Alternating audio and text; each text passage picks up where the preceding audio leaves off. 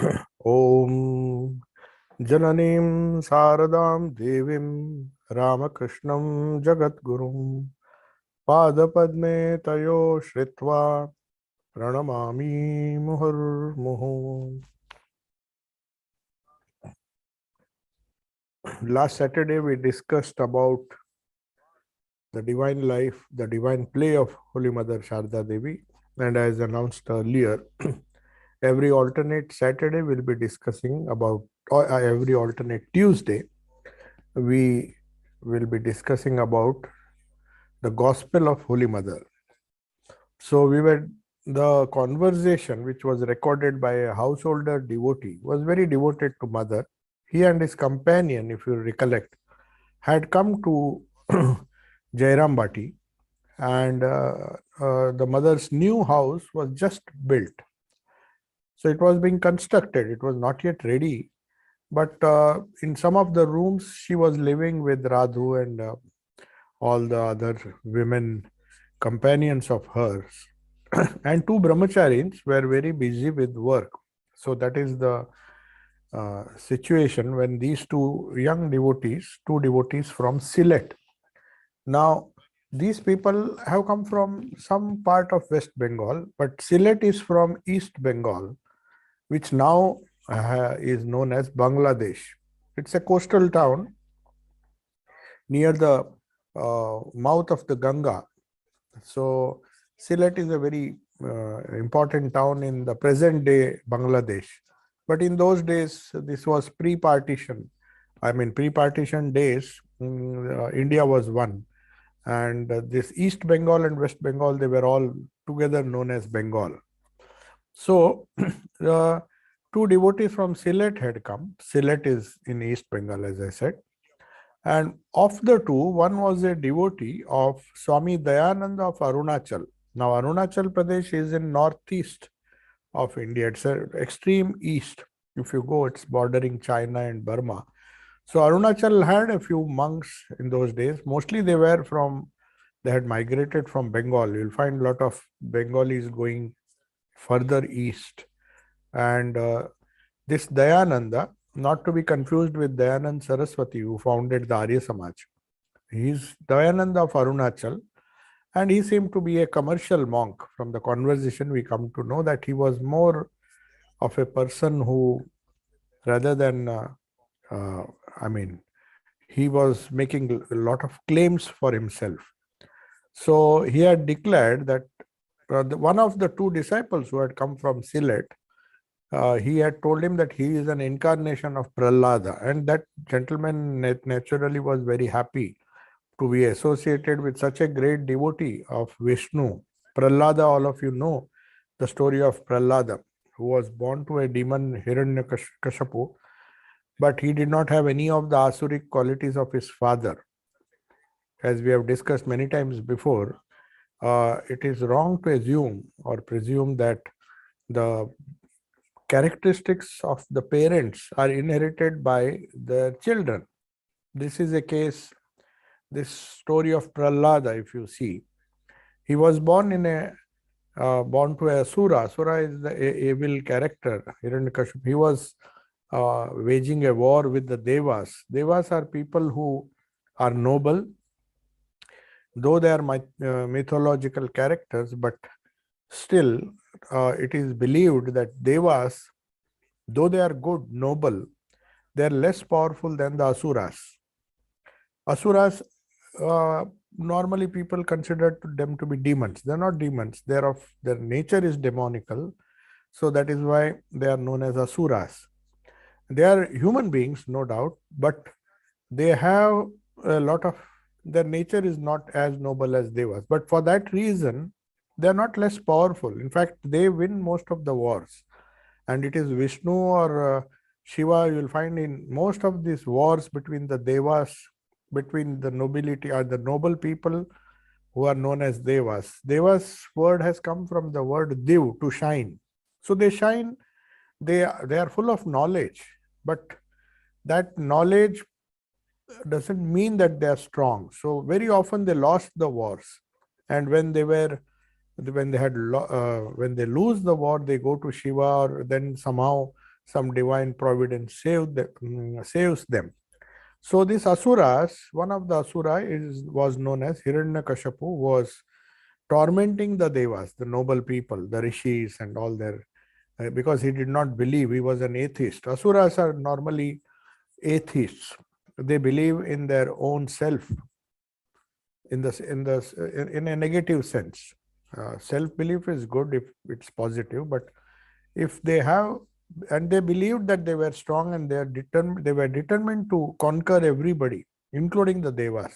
And very often they won because they had that kind of self-confidence and power. So Hiranyakashipu was reluctant to accept that there is Vishnu or any god who is superior than them. So he said, how can I believe? So his son, Prahlada, was a devotee of Vishnu, and he said, you should not utter the name of Vishnu. So he tried various ways to convince him, to convert him. Said, you are born as a asura. So that's why we say that one does not inherit. He may have inherited the biological characteristics of his parents, but he comes with his own karma. So if he had good karma, then he will, whatever Hiranyakashipu might have tried, this boy Prahlada refused to toe his line, and he somehow managed to chant the name of Vishnu. He was a great devotee.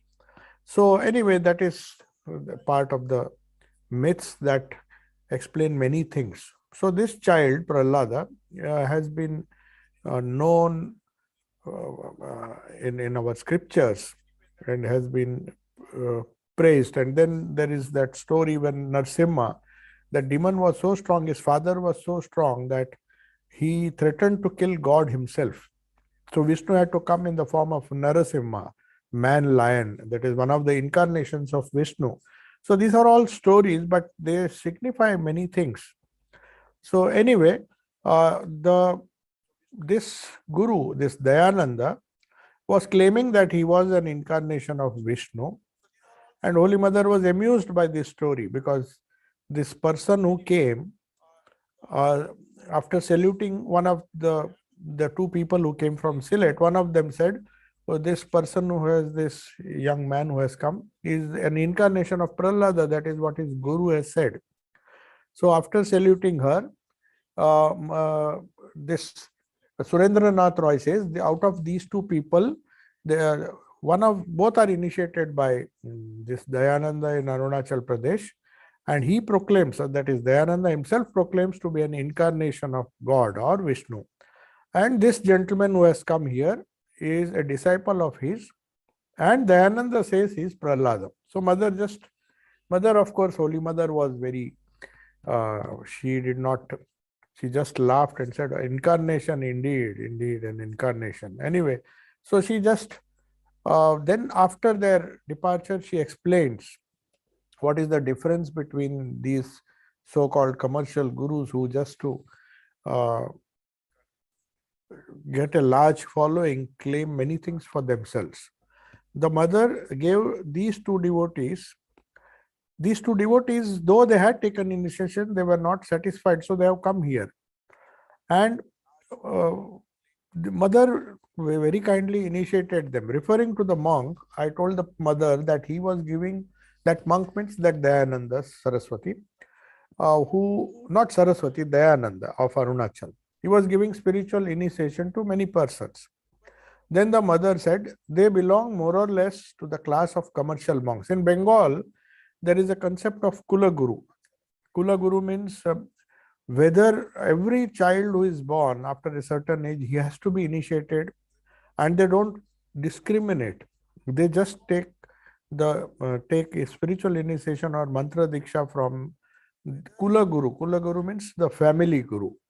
So most of these gurus, they have a lot of people believe that they should be initiated by this Kula Guru, and such people used to very often come to Holy Mother, and Mother did not refuse them, because Kula Guru initiation usually took place when the child was young, maybe was too young to know what spiritual initiation is, and it was just a formality.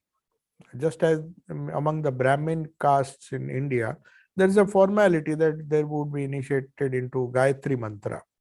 And once the Gayatri Mantra is given by some Kulaguru, normally it is Kulaguru or sometimes the father himself becomes the Guru and gives initiation.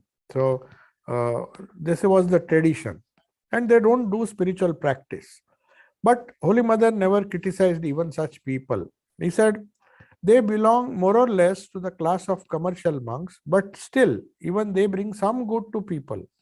Men normally do not do any spiritual practice, but at least following the advice of these monks who may be commercial, they will at least do a little practice, and then if he is sincere, now she says something very significant.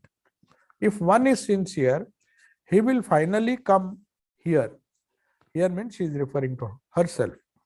And she never refused. That is her uniqueness. Normally, if they had gone to Swami Brahmananda or any other Guru, the president of the Ramakrishna order, they would refuse. They said, you already have a Guru, you go back to him.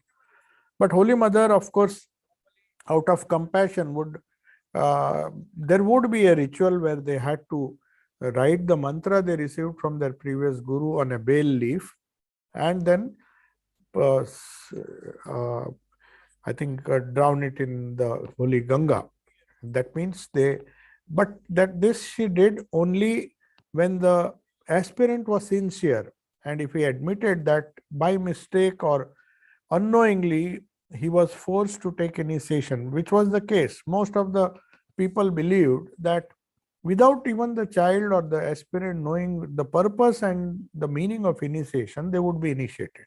And later on, normally, perhaps they would forget the mantra itself because they had been initiated at a very young age.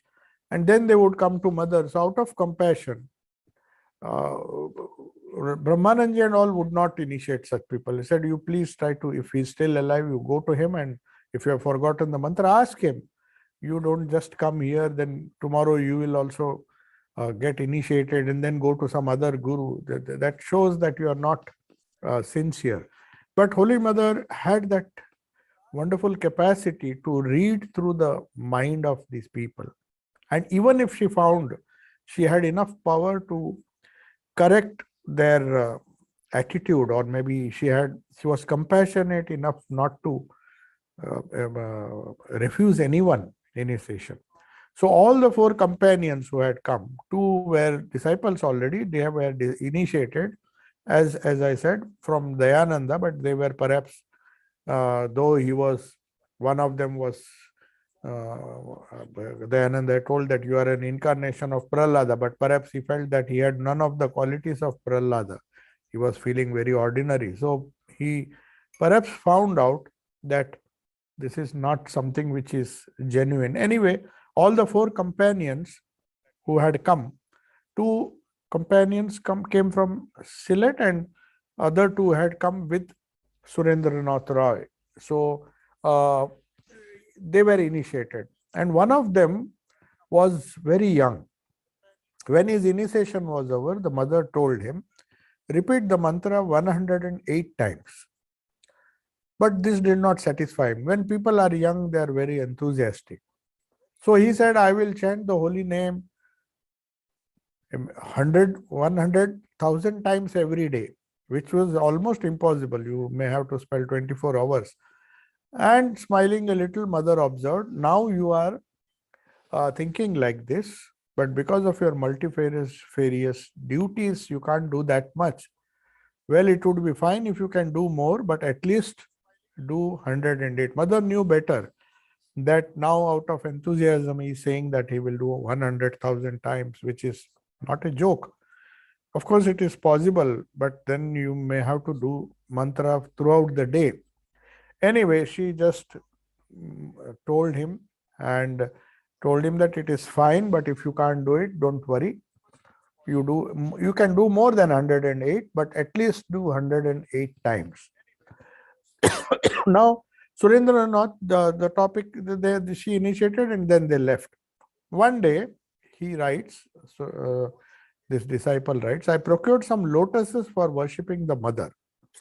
She immediately said, go and offer some to Simhavahini and keep the rest here. Simavaini is a temple, a small temple in Jairambati, where people go. A lot of people have faith that if they go and take the soil from that place, even today you'll find such a huge crowd. It's all a matter of faith. They say it has healing properties. And a lot of people believed then, and even now, if you see the rush there, when they go to Jairambati, everybody comes with a little, so it's a slightly yellowish, the soil there is slightly yellowish, and that they carry with them, the devotees carry with them. So she said, go and offer some lotuses to Simhavini, and the rest you can keep here, I'll offer it to the master. So one devotee said, I want to worship you with all the flowers I brought. He was very devoted to his guru, perhaps he had initiated him. So I said, no, I have brought all these flowers for you. She said, no, you go and offer them to Simhavini. To him, the mother replied, well, it may be done, but don't you see this old feet of mine? So she was just testing the disciples. You see the old feet, which she was already suffering from rheumatism and other things. Said, why would you worship them? See this old feet of mine. So a number of devotees were listening, and she was telling this to her disciple who was exuberant with devotion, and he was perhaps thinking that he was trying to express his deep devotion to Holy Mother by worshipping her feet. Said, no, my feet are, see, can you not see how old they are? Why would you worship them? Go and offer it to the Divine Mother, Simhavini. And the rest of it you keep here. We will offer it during puja. A number of devotees now were near about when I told her, Mother, Sri Ramakrishna used to say, this now Surendranath is telling Holy Mother, Sri Ramakrishna used to say, pure devotion is the essence of all. So kindly bless me so that I can have that kind of devotion. The mother kept quiet. She did not immediately bless him. The people present there who were keen to worship her, they just left the place because she didn't allow. She said, you go and offer it to the Simhavini. Then the mother quietly said, is it possible for anybody and everybody to have that? So she's telling this disciple who is recording the conversations, who was no doubt a very devoted disciple. But then slowly she said, but you will have it. She didn't say when he will have it. But she also said it's not such an easy thing. That if that is the essence, Sri Ramakrishna has definitely said devotion is everything. Not the rituals that you do or the other things. They are insignificant. But to have that kind of devotion is very rare. But she blesses him by saying, you will have it. The mother then told Radhu. Radhu, you all know, she was an eccentric lady, was living with mother, and Radhu's mother was also there, Surabala. Both of them were having some mental ailment. They were causing so much of trouble to mother. But that is the beauty. She lived with both of them, nicely taking care. Now, mother told Radhu, Radhu is your elder brother. I mean, referring to this Surendranath Roy devotee. He was quite old. So Radhu was young. So she said, Radhu, he is your elder brother. Salute him. I wondered, the Roy belongs to in those days, you see, the caste system was being followed. And Radhu, though she was eccentric, they all belonged to a very noble Brahmin family. So very often, according to the tradition or the caste rules, a Brahmin would not worship others of the so-called lower caste, though Holy Mother did not believe in this caste system. So that's why she used to say that the devotees are a caste by themselves.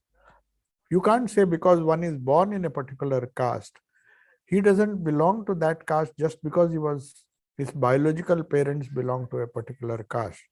She used to say that if you have devotion, it doesn't matter in which caste you belong to. You may have biological parents who belong to a lower caste. In fact, there was so much of orthodoxy in those days. Swami Vivekananda, who got all his inspiration from Sri Ramakrishna, who worshipped the Dakshineshwar Kali, worshipped in the Dakshineshwar Kali temple. After coming back from his Western tour, to they refused to give him entry to the Dakshineshwar temple. They were so orthodox. They said, first of all, you are not a Brahmin. You have taken sannyas and you have crossed the seven seas. That's what they believed. So you have become polluted. There was so much of orthodoxy, and the Brahmins refused. See, recently the Dakshineshwar temple authorities, in fact, they said we did our ancestors, I mean those who prohibited him from visiting the Kali temple, the temple from where he got all the inspiration, the temple where his Guru Sri Ramakrishna worshipped and did all his sadhana. Can you imagine when he came back from the West? He was not allowed. So this person, this Surendranath Roy, belonged to the same caste as Narendranath Datta. It is known as Kayastha. They are considered to be belong to a lower caste than Brahmins. They are not entitled to many things which Brahmins are. So that was the tradition. But you see, Holy Mother came to break this tradition. She is asking her own Radhu, I mean, who is related to her, asking her to bow down to somebody who belongs to a lower caste. So I wondered, this Surendranath was shocked, because how is it possible? Though he knew Holy Mother doesn't believe in all these distinctions, still he said, how is it possible? How can she bow down to me? Salute? How can she salute me? How's that? I belong to a Kayastha family. Kayastha is that caste. Won't it cause me harm if she, a Brahmana girl, salutes me? At last, both of us saluted each other. Now, there was another superstition. It's not that it was one way. Even the lower caste, they were convinced of this. They were so orthodox that they believed that if by mistake somebody from a higher caste worshipped you, worshipped a person from the lower caste, the person who receives that salutation will suffer. So they had peculiar ideas. And not only that, Hriday, who did Kumari Puja. Kumari Puja is another incident. You know the reason why Hriday had to leave the Dakshineshwar campus, because Mathur's son had a young daughter. So there is a tradition that on Ashtami day, they worship a young girl who should be less than 6 years old. They worship her as Kumari. Kumari means virgin. So mother has to be, that's the purest form of a woman. So 6-year-old girl is, even today that tradition is there. It is known as Kumari Puja. So this Hriday worshipped this small girl, the granddaughter of Mathurnath Bishwas, the son of Mathur. So he got so angry, Trailokya. He was so angry, he felt that because of this girl may, it will cause harm to her, because a person of a higher caste, Brahmin. Hriday somehow got that inspiration, because Sri Ramakrishna used to worship these Kumaris. You know, it is a tradition in Bengal. So small girls, even today in Belur Math, the President Maharaj and all the senior monks also offer worship. So they try to invoke the Divine Mother in this small girl, and who is specially selected for this purpose. And even that tradition, perhaps because of that, Hriday worshipped, and he got so angry that he asked him to leave the Dakshineshwar permanently, and that's how Hriday had to leave. And later on, Sri Ramakrishna, of course, could not say anything, because he had not taken the permission and he had done the puja to that small girl. Anyway, so he was worried that if this Brahmin girl salutes me, maybe I'll suffer. But Holy Mother just laughed and said, no, it is fine. She knew what she was trying to tell Radhu. And Radhu, fortunately, did not. Normally, she would not obey her aunt, because she felt that it's an insult to salute, even if he's an elderly person. It is an insult to worship somebody who belonged to the lower caste. They were so orthodox. Anyway, these are the few incidents which show how liberal Holy Mother was. Then he writes, one day I had a great desire to take pantha bhat and asked mother for it. Pantha bhat means it's rice, the cooked rice. Normally in Bengal, they never throw away the rice which is cooked. They put it in cold water and allow it to I mean, that if they cannot consume that rice on that particular day, they will put it in cold water, and the whole night it will be there in water. And early morning, the water would have been absorbed by the rice, and still it would be quite uh, juicy. And they would take that food, especially in the hot season, in summer. Eating patha bhat is a tradition there, because that cools down the whole system, the stomach. So most of the people, they go to work in the hot sun after consuming this. But he had a great desire. So he wanted to take it as prasad. And he asked Holy Mother for this. She said, wait for a while. I'll fry hot chilies and pulse cake in oil. People in your part of the country are very fond of chilies.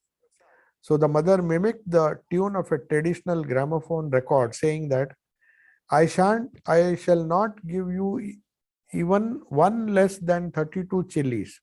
That's a song in Bengali. Of course, I cannot translate it to you. I do not know the lyrics of that song. So the people of his part, that is East Bengal, they like these chilies. They eat very hot food. So he said, I will not give you anything less than 32 chilies. I mean, you can imagine how hot that food would be. So these were the songs, the traditional gramophone records were available there, the wax records, as they called cylinders. And some of the aristocratic families used to play these songs. So if you walked along a street in Calcutta, you could hear these songs. So many of these folk songs, uh, people used to hear. So Holy Mother mimicked it. She might have heard somewhere. Saying this, she began to laugh heartily. She said, okay, I'll give you, I mean, she was saying in a jocular way, obviously, that I will give you something made of, I will not give anything less than 32 chilies. So that's how she treated her disciples. On one side, she was very serious, and on the other side, she could be very funny or humorous, like her, like Sri Ramakrishna. Another day at Jairambati, the mother said, I have to face much hardship, you see, all through the day. Devotees come here every minute, one batch following another, and there is no end to this. This body of mine is almost at the breaking point. You remember this was said perhaps a few years before her passing away. The new house was built in Jairambati because it was too small to hold all these people who were living with her. So the new house was built, I think, some few years before she passed away, maybe 8 or 10 years before she passed away.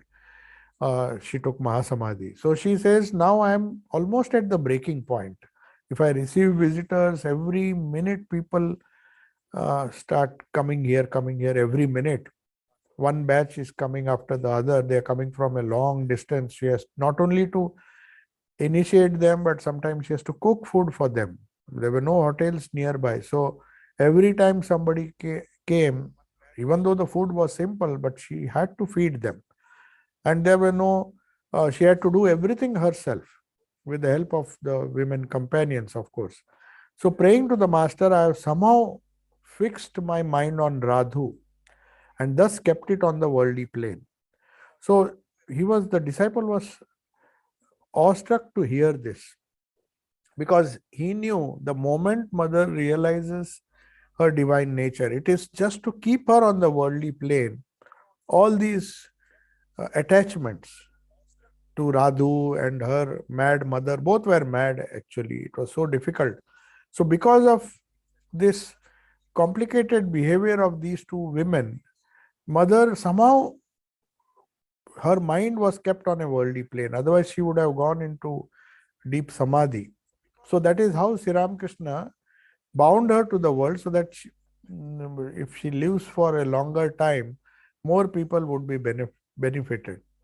So here she is herself confessing that my mind is almost about to break. Normally, when you have achieved the goal of life, people do not definitely would like to not to endure the suffering anymore and just enter into, as Swami Vivekananda used to say, that I once prayed to Sri Ramakrishna that I don't want to be bound by this body any longer. I just want to be in meditation for hours together, now and then just coming down to eat a little food and then again go back into that high state of mind. So Sri Ramakrishna admonishes him. He says, I didn't expect this from you. You have come here to do good to the world. So just as he was forced by his diseases and many things to have some kind of connection, because without these things, without these gross sufferings or the gross trials and tribulations that these incarnations have to face in life, their mind would naturally be transcending the mundane world, the worldly plane. So here mother is herself admitting that these two people, Radhu and her mother, perhaps the Sri Ramakrishna has kept them so that I can keep my mind down. So it struck this disciple that this was the parallel to Sri Ramakrishna. Sri Ramakrishna also used to say in the gospel to keep his lofty mind on the worldly plane by clinging to such desires as I shall drink water. You see, very often Sri Ramakrishna's mind would soar into samadhis. It was, for us, it is so difficult to elevate our mind. For incarnations, the reverse is true. Their mind is always elevated, refuses to come down. So they have to bring the mind down to a gross level. So he used to say that whenever I listen to devotional songs or practice some kind of spiritual, some kind of spiritual practice, when I do, before that I just keep one small desire, like I have to drink water, I have to eat sandesh or something, and that prevents the mind from completely becoming transcendental. So for them it is a struggle to bring the mind down for the welfare of humanity. So this disciple thought maybe same mother is in a similar situation. He used to say, maybe I shall drink water or I shall smoke. All these small desires, Sri Ramakrishna had to force himself to have these small desires so that after the end of the spiritual experience, he can come down. And moreover, he had advised Swami Premananda and other disciples, in case he doesn't come down from that high spiritual plane, here they had to utter certain mantras which would help him to come down. We do mantras to elevate our minds. For them, mantras are so gross, because for us, mantras are not gross. We are so gross that mantras take us to the subtle. Whereas for them, mantras they are so subtle that they have even transcended the mantras. The stage of repeating mantras has gone. They are much above that state. And the mantras are repeated to bring them down. So you can see the vast difference. For jivas, ordinary souls, mantra is a means to go back to the primal state. You hold the sound symbol which is known as the mantra. The mantra has several, we have discussed this in the 5 talks which we gave. Many people ask for initiation, what is the significance of mantra sadhana? So the significance is that mantra takes you back to the primal state. I mean, we have come down, the primal sound is Om. From Om has come all the other sounds. That is what the Shabda Shastra says. As Jesus said, in the beginning was the Word was with God, and the Word was God. So God himself manifests as the universe. That's the idea of creation which is explained even in the Bible. He says that in the beginning was the Word was with God, and the Word was God. Word itself was God. So the primal Shabda Brahman, which is Om, later on comes down And we use the same route to go back to our source, which is deep within, the kingdom of God that is within. We were divine. We use the word, and the word of names and forms that we see around us, the Prakriti that we see, is a manifestation of that Brahman through the primal sound. That is the philosophy behind mantra. And mantra helps you, for people like us, for jivas, to go back to the source. Whereas for people like Sri Ramakrishna, who are already touched that source, very often throughout the day they are in touch with that uh, Brahman always, they are forced to, somebody has to repeat mantra in their ear so that they come down. So that is the difference. Avatarana means coming down. Avatara word has come from a beautiful word in Sanskrit which means to come down. So avatara, unlike a jiva, uses the sound and the sound of the mantra, which is compared to the highest state, which is the goal of the mantra. Compared to that, it is very gross. So he has to come down, hold on to the gross. Somebody has to utter it in his ear loudly. Even in fact, when he used to go into samadhi, he had told Holy Mother, for some reason, if I do not come down to the normal plane, you just shout this mantra in my ear, so that the mind becomes gross. Whereas no matter how much we repeat the mantra, we can't transcend. We are still held. We use the mantra to remove the other gross things that are sticking around us, that are clinging to us. For us, it does the exactly the opposite. So this Surendranath Roy understood a wonderful thing. He said, why mother is holding on to these? We think it is attachment. Many people thought, why is she so attached to this Radhu and all these mad people? And on the other hand, people are advised not to be attached to people so that you can become more and more subtle and spiritual. Whereas why mother is doing the opposite? The reason being is, for them, it is necessary for the good of many that they should be in the gross world for our sake. Otherwise, they'll simply, for them, it is very easy to go into that transcendental plane. That is why this disciple is a very thoughtful disciple. So he says, perhaps this is the same thing as Sri Ramakrishna. She is also keeping her mind down using these two people, Radhu and others. So was not the mother bearing so much trouble for the good of many? So he understands, because he is a sincere disciple. So then, while taking leave of the mother, I said, Mother, you have millions of children like me, but I have not another mother like you.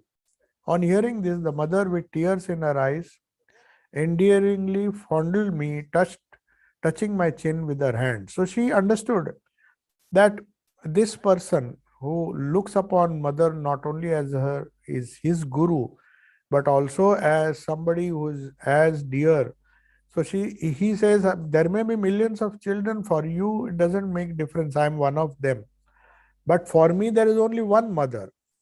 So she was very happy hearing this, and that motherly love and affection. She knew that here is a person who really understands the significance and has established a deep relationship with God. God as mother, God as father. There are many ways where a human relationship can be had with God. That is the essence of this bhakti yoga, where our task becomes easy if we consider an incarnation not just as a God who sits in heaven or something like that, but who is intensely human. For our sake, he has taken this form. And more than that, we try to make him dear to us by having some kind of relationship.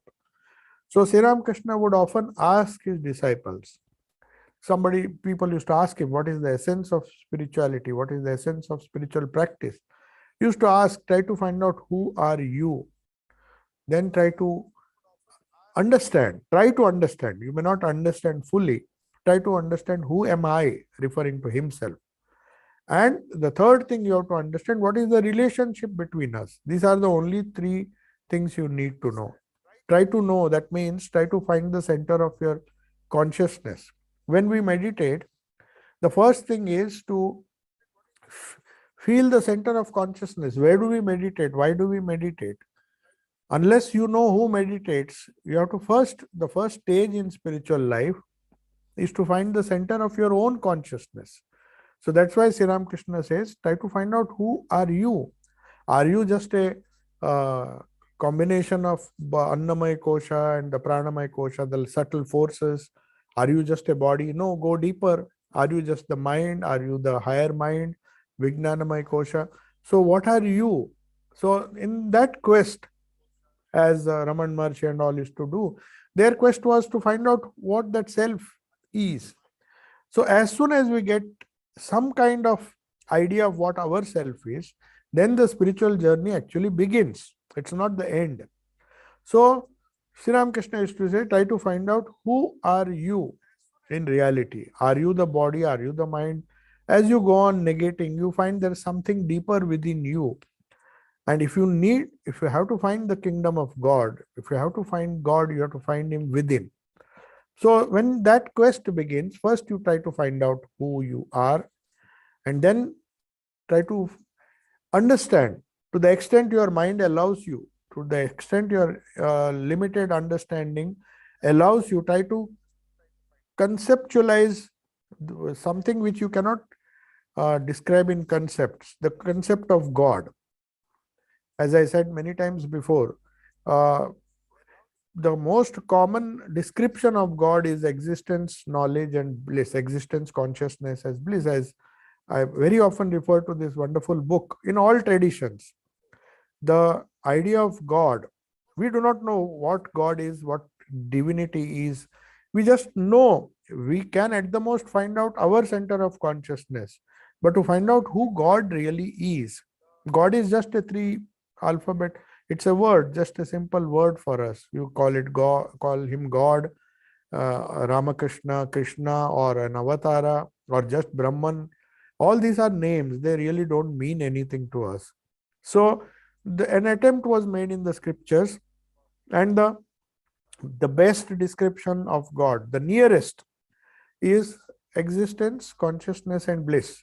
So when we search for it, we try to know our Ishta, the God whom we worship, as the spirit. Spirit means we have to worship God as the spirit, not though we tend to have a human form, that is just for our convenience, so that the mind can grasp it. So we begin with the gross and then try to find who that deity is. In fact, in the beginning of Rig Veda, there is a beautiful verse which says, Kasmai Devaya Havisha Vidhema. Means that's a very significant verse. Even in the primitive rishis knew. They said, we are offering this Havisha, means we are that rituals, in rituals they offer a lot of ghee, a lot of clarified butter and other things, incense, wood. So sacrificial fire was the way they worshipped God. There was no idol worship in those days. There were no idols, in fact. They worshipped only the fire. And that tradition has been taken by the Zoroastrians, who are in fact the word Asura. Asuras are often, though they may not be noble as the Devas, they are not bad people. So there were two categories, powerful people and good and noble people, who were very often weak. So Devas and Asuras always there was a battle. So these Asuras, Sa is in Persian is pronounced as Ha. So Sindhu becomes Hindu. So Asuras becomes Ahura. So Ahura is the god of the Zoroastrians, the Persians. Unfortunately, the Persians were destroyed by Islam, and whatever the few Persians who managed to come to India, they got shelter here, and they are thriving only in India now. Maybe there are 1 million of them all over the world. The Tatas and all those people, they are all Parsis, Persians. So these Persians believed in the fire god. Maybe it has come from the Vedic, the same fire god which the Devas worshipped, the Asuras also worshipped in their own way. And they were known as Ahura, they called their god the fire. They have retained that fire worship, whereas in Hinduism, many other forms of worship evolved. Most of the things we borrowed from Buddhism, but even people don't know, but Swami Vivekananda very clearly says people used to worship only fire in the Vedic age, even in the post-Vedic age. It's only when the Buddhists introduced the worship of Buddha as an idol, an image. From that, our Hindus copied that, and then they started manufacturing their own god. They started worshipping Vishnu as a symbol, but before that, all worship, there were no temples. Swamiji very clearly says in archaeology, if you see the archaeological he said, if you study archaeology, the oldest temples that you find in India are built by the Buddhists. You cannot show them a single Hindu temple which predates these Buddhist temples. So he went on to prove, giving archaeological evidence, that the first idea of worshipping God in a congregation in Hinduism, otherwise it was all personal worship in the homes. If you see the old Vedic villages which they have excavated now, every house had a fireplace, just as the Zoroastrians have their fire temple. So Agni was worshipped, fire was worshipped, and that continued for a long time till the Buddhists. It was not Buddha who encouraged them to start idol worship, but in his honor, maybe after several hundred years after his nirvana, people started making statues. And when Buddhists started making temples, the Hindus followed them, and then the great temples of Hinduism also started springing up. People don't believe this, but it is archaeologically proven that the oldest images and the oldest congregational, whether you call it Buddhist temples or use some other word, they have their own like churches and other things. The place of worship where people used to congregate, the idea of Sangha, all these things have Hinduism has borrowed from Buddhism. So they had their own gods, own temples, own rituals. This came much later. The earliest rituals were the fire worship. The fire was considered to be very sacred. And that tradition, though India gave it up, this Asura or this Ahura or these Persians, because this religion spread westward, it went westward, and Afghanistan and Persia, Iran, and that was the area where they thrived. And till Islam conquered them and destroyed their temples, their fire temples as they call it. Now you can see in Mumbai they have the same tradition of wearing the sacred thread, which Hindu Brahmins do even today. But the sacred fire, which is still used in Hinduism, even today, though we worship images in temples, still we do the Havan or the fire ritual. For every puja, fire ritual is a must. So that is the that is the remnant of the old Vedic tradition. Whereas the Parsis or the Persians, who are known as Zoroastrians, they have kept that tradition alive. They still consider fire worship as the only way to worship God. So anyway, here the idea is that this whole idea, the rishis used to say, Kasmai Devaya, by worshipping, by offering oblations into this fire, whom are we worshipping? Who is that God? So they didn't say we are worshipping a God in heaven or God within. They were not aware, but they were very logical. They said, we do not know. Our ancestors were worshipping. So we pray wherever that God is, wherever that divinity is, let him accept my worship. So we do not know. At least they were honest to say that unless and until we have the experience of God, either as Sat Chit Ananda, as Brahman, or as Ishta, the form, God with form, God without form. There are so many descriptions of God.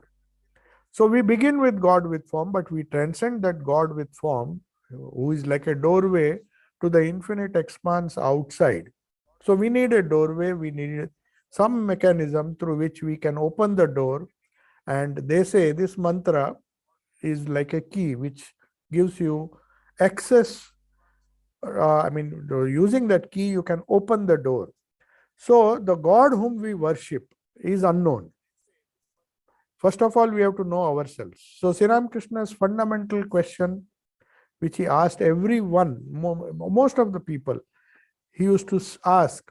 The Master Masha has recorded it in the Gospel of Sri Ramakrishna. I asked them, who are you? Try to find out the center of gravity, the center of consciousness of your own jivahood. Are you just a combination of body, mind, and other things? Once having reached that stage, then try to know the nature of the deity whom you are worshipping. Like the Vedic Rishi said, we do not know. We are offering these oblations, but which God are we worshipping? Who is that God? Is he just the form that we see in front of us, or is he something beyond? So as we go on inquiring, Sri Ramakrishna says, first you know who you are, try to know who I am, and after having known that, try to find out what is our relationship. What is the relationship between the Jiva and the Shiva? Jiva and the individual soul and the supreme soul. That is the whole science of yoga. Trying to understand, yoga means to yoke. That has come from the English word, equivalent word is yoke, to yoke the bullock to the cart. So the cart is like something like the Jiva, and the bullock is something like Shiva or the Brahman. And what connects them is the bullock cart. So we say we yoke the bullock to the cart. So yoga word, yuj, has come from that word. Yuj means to join. So to join what? To know who I am, to know who the Lord whom I am worshipping is, and establish a connection. So the easiest way, the bhaktis people said, don't go into this philosophy. Sri Ramakrishna himself used to tell simple devotees, don't bother about all these philosophical matters. Just try to know who I am, who you are, and how are we related to each other. That means he made religion very simple. That is how all the religions, whether they're Semitic religions or whether they're other religions, all the religions believe in a relationship with God. Whether you call him Father in heaven, whether you call him the Divine Mother, or the Creator, or the Infinite Allah, as the Muslims would like to call him. Whatever be the form of that God, whether he is formless, with form, with qualities, without qualities, doesn't really matter. What really matters is trying to know who you are, who that reality whom you are worshipping is, and what is our relationship. As simple as that. And that is made easy, according to Holy Mother, by using the mantra as something which connects you to that Lord. So if you don't know, like Sri Ramakrishna gave a beautiful example. He said, take for example, you see his parables or the similes which he gave, so wonderful, that on suppose there is a long chain. The chain is tied to some pole or something on the bank, anchor it is, and then the end of the chain, in Bengal, lot of logs used to come from foreign countries and to ships, and they would be stored in the water itself. That is how they seasoned teak wood. And these huge logs, just to make sure that they are not washed away, or they don't, because of the flow of the Ganga, they are tied to the bank by a long chain. Most often these heavy logs are not seen. They are so heavy that they just float below the level of water. So Sri Ramakrishna says, at least you can see the chain which is connecting. These chains are attached to the log. So if you want to reach the log, that big log which is floating, perhaps it's not visible, it's far off. You take the chain, and the links, one after another, the links will lead you. If you just swim, hold the link and then go, at the end of that chain, you will find the log. So that is how he explained the mantra takes you from the place, from the center of your consciousness to the Lord who is again, he is within. But to reach him, you need to have a relationship with that Lord. How is he connected to me? You may say he is the prime driver of if the body is considered to be a vehicle. There are so many beautiful songs. Sri Ramakrishna used to say, I am the machine, you are the driver of the machine. You are sitting inside and guiding me, making me move. I move as you make me move. So he can be the inner controller. That is one relationship. Or if you can't imagine God to be within, then if you want to consider a God who is outside, then you consider him as a mother. That is a preliminary way of worshipping, but it leads to the same divinity within. So you worship God outside, considering him, because you have our minds are so gross that we cannot understand any other relationship other than mother, father, brother. These are very common relationships in our family. So if that is the case, then why can't we consider God to be our mother, God to be our father? That is how the science of Bhakti Yoga says, if you don't know the nature of God, as Sri Ramakrishna demonstrated, he said, God is my mother, because that is one of the closest relationship a human being can have. I don't think there is a closer relationship than a child to the mother. There may be other relationships. Child will be related to the father, attached to the father and to other relatives.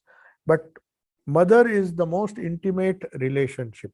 So that is why Sri Ramakrishna said, you can realize God easily if you consider God to be your mother. So it's not a question of gender here. Now, the Divine Mother, as Sri Ramakrishna used to say, Brahman and Shakti are two sides of the same coin. So that is what philosophy says. Purusha and Prakriti, the Parama Prakriti is united with Purusha. The word was with God, the word was itself was God. But when it became the word, it became Prakriti. And we call it the Divine Mother. So we catch hold of Prakriti and use the sound symbol to go back to the very source of that sound symbol, which is Brahman. That is, in essence, the whole of spiritual life. So if there are some questions, we'll discuss the other portions later. The new topic is there. He goes, this disciple goes to Jairam Bhatti to request Holy Mother to go to Ranchi. Ranchi is a very dry place. It's quite far from Jairam Bhatti. So in the month of March and April, the disciple heard that mother was not well. So he went with a proposal that, why can't you come to Ranchi? I will make arrangement. Perhaps he was staying somewhere near Ranchi. And Ranchi is where we used to have our tuberculosis sanatorium, because it's a very dry and beautiful weather there. So he had come here to request Holy Mother to come there. So that incident we'll discuss in our next Gospel of Holy Mother's class. So I'll just see if there are some questions in the chat. Yes. So a question has come from Italy again. I'm very happy that you seem to have one question in every session. You are the first to ask the question. So nice. How come in the West, I'm reading out the question which Giovanni has asked. How come in the West the most common idea is that yoga is basically a physical activity? Oh yes. Yeah, that is how these ideas are diluted. Yoga has nothing to do with the physical asanas, though they are part of the entire system of yoga. You begin, it is just a rudimentary step. Asana, or which has now developed into a physical science. The yoga has been trivialized. You can say trivialized. Maybe the yoga teachers, now we are going to celebrate on 21st June, the International Day of Yoga. It has become so popular as a physical exercise. No doubt it has some therapeutic benefits. It leads to good health, but definitely it is one of the most trivialized form of the real yoga, Patanjali's yoga. Now, how it has happened, I can't answer this question, because perhaps in the West, you should not generalize it. Even in the East, now there is no such thing as East or West. There was a day when, as Mark Twain said, East will remain the East and West will remain the West. Now it is not so. It is a global world. So don't generalize by saying that Western. In fact, Western people, there will be more people in India who are gross, who trivialize this yoga and make it into a India or in the East. People want therapeutic, they want a good body, they want a healthy body. Their only intention is to do yoga for their physical welfare. That's fine. That is the first step, actually. Asana, pranayama, they are all meant for, they are the initial stages of yoga. But yoga is not these two things alone. We begin with yama and niyama, which many people ignore.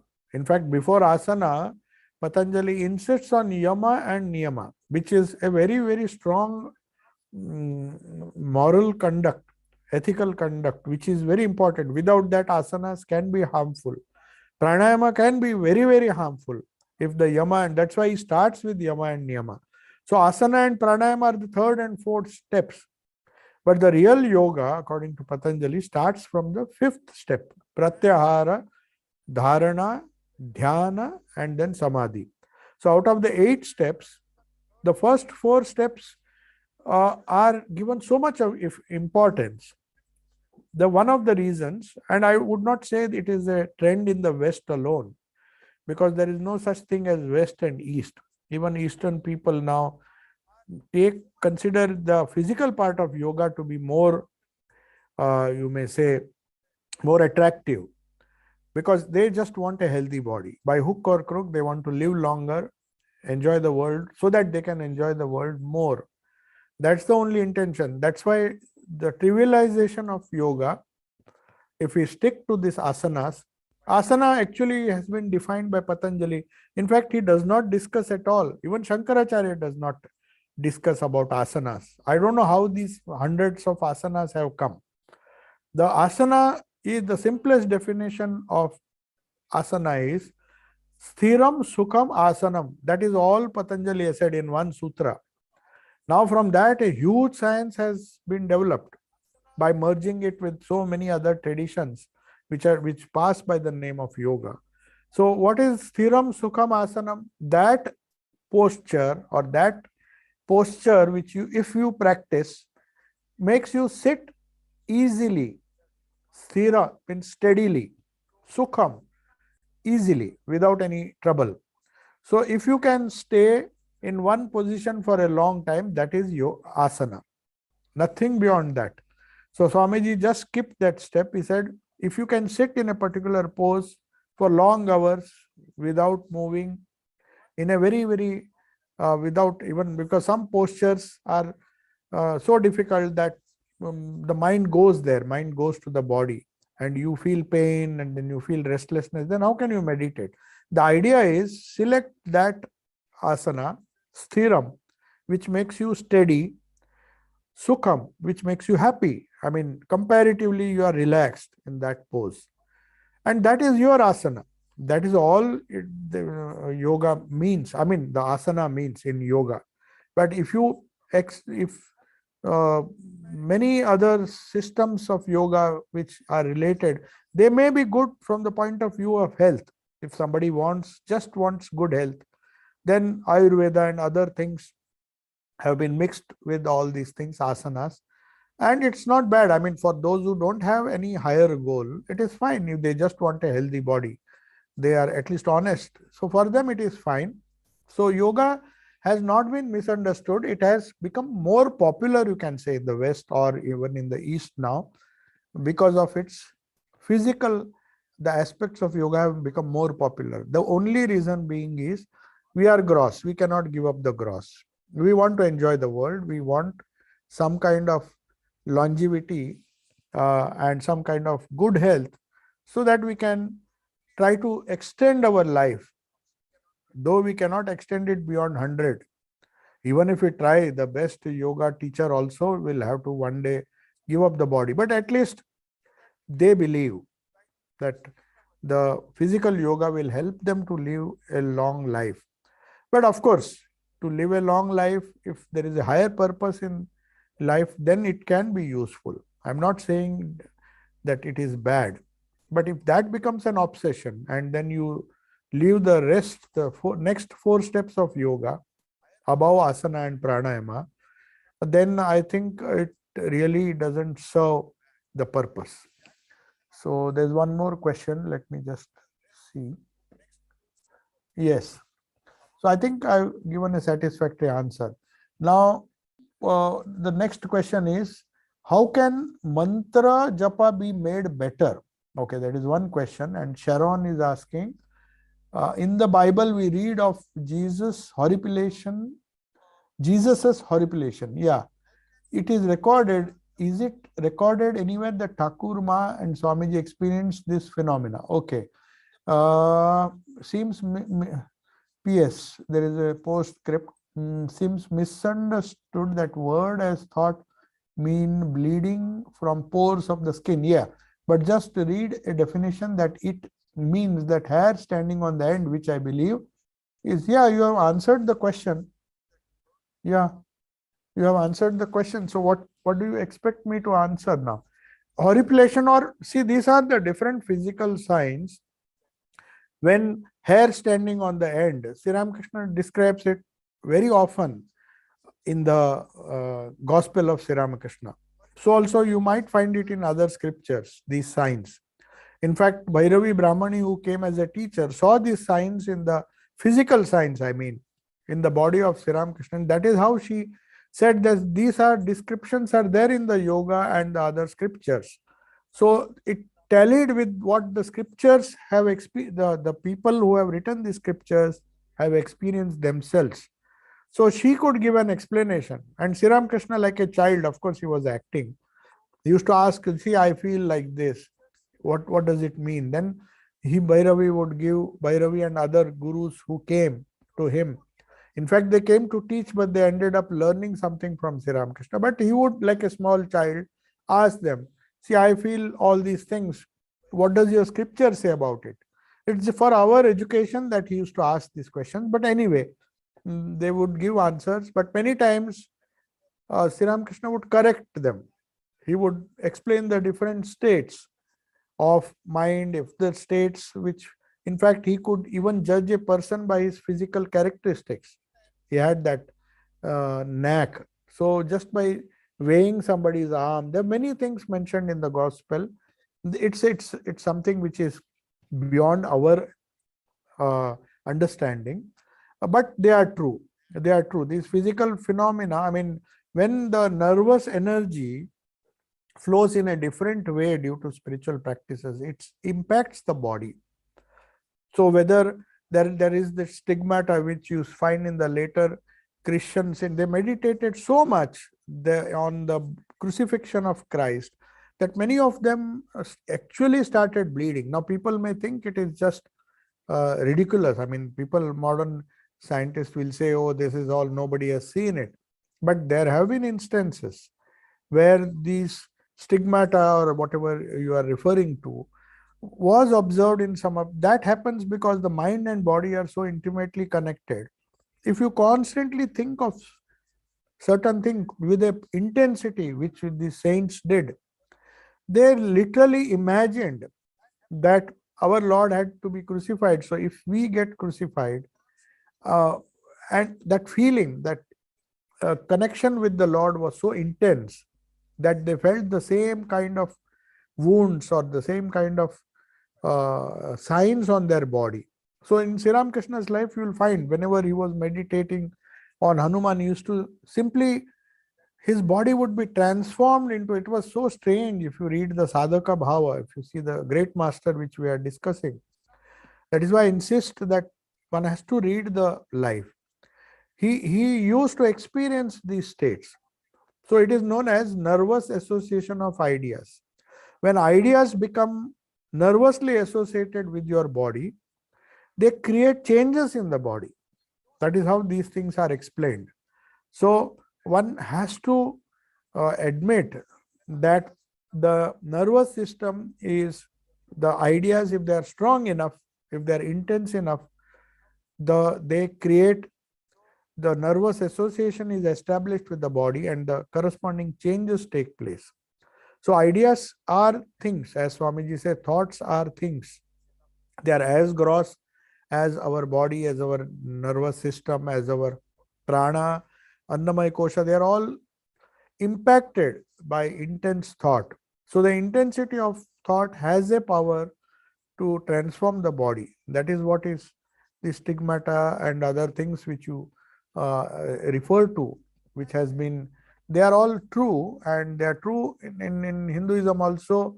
You will find in the Vaishnava literature especially, a lot of signs are given that you will find the hair, when that kind of emotional ecstasy Thakur used to feel when he was worshipping, he became a different person altogether. So these physical changes are nothing new. There's nothing miraculous about it.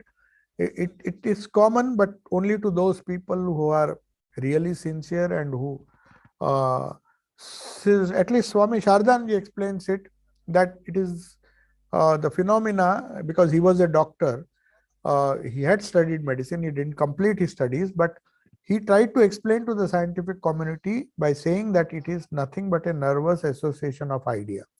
So when Sri Ramakrishna decided that he will not touch money, it was not just a casual resolution that he took. It was so intense that even unconsciously, if somebody touched his body with a coin, it would sting like a scorpion. Now, how can you explain that? That means the idea has been the nervous association. The whole entire body has become totally one with that idea. So these things are possible. Okay.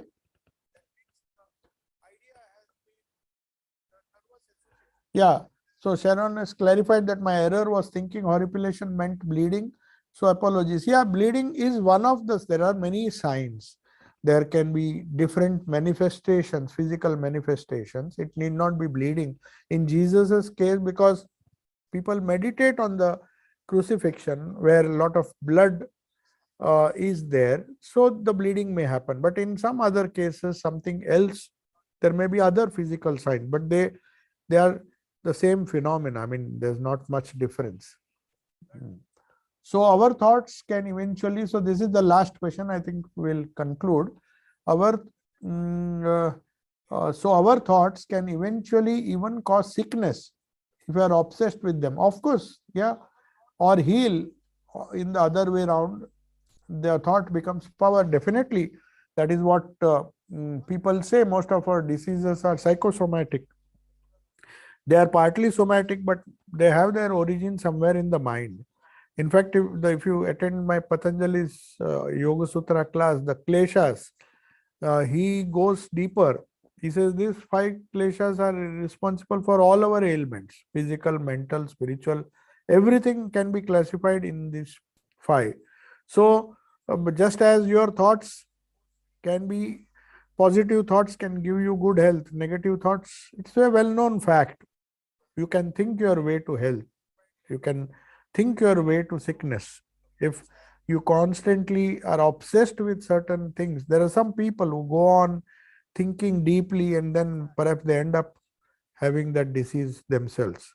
So it is true. So that's why Buddha gave so much importance. He said, be careful, as you think, so you become. So our thoughts are more stronger than our prana and our bodily functions. We don't understand, we underestimate the power of thought. But of course, they will be effective only if they are intense. Otherwise, most of us will, if we casually think of health or think of illness, we may not succumb to that, or we may not enjoy the good health that you want. But if the thought is intense, depending on the intensity of thought. So also mantra can be repeated casually, it will lead you nowhere. But if the intensity is there, you don't have to repeat it a millions of times. It is intensity rather than the quantity that is important. So I'll take your leave now. Om Shanti Shanti Shanti. Hari Om Tat Sat. Shri Ramakrishna Arpanamastu.